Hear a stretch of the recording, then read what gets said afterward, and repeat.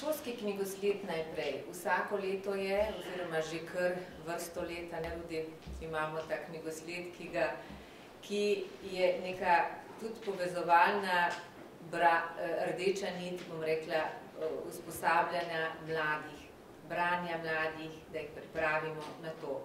V letošnjem tem šolskem knjigosledu se je prijavilo približno 40 osnovnošolskih in srednješolskih zavodov. Skupno število osnovnošolcev in dijakov je nekje tam okoli 5 do 6 tisoč, tako kot je rekel gospod Kopol. Učenci in dijaki, kot vsako leto, se bodo tudi tokrat razdelili v skupine, v manjše skupine, imeli bodo vodnike, študente bibliotekarstva na Filozofski fakulteti in jih bodo vodili po razstavnih prostorih. Vsaka skupina se bo obiskala nekje 3 sodelujoče knjižne založbe. Seveda te osnovnošolce in dijake bomo usmerjali tudi na druge dogodke spremljevalnega programa 29. knjižnega sejma.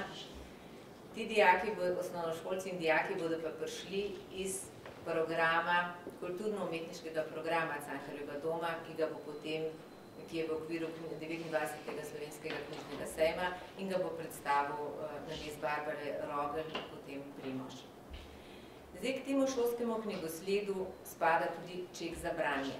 Organizatorjem 29. slovenskega knjižnega sejma je s pomočjo nove Ljubljanske banke Vite, življenjske zavarovalnice in javne agencije za knjigo, kljub težavnim razmeram spet uspelo zagotoviti finančna sredstva za izdajo čeka za branje.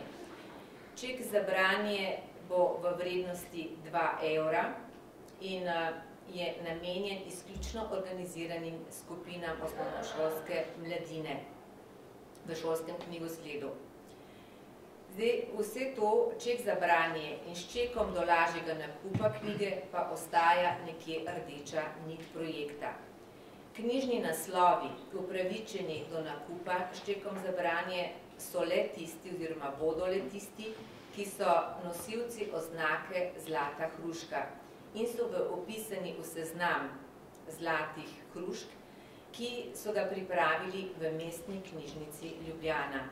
Ta seznam teh knjig je objavljen tudi na spletni strani 29. slovenskega knjižnega sejma. Vsi razstavni prostori, na katerih so na voljo te knjige, bodo označeni z zlato hruško.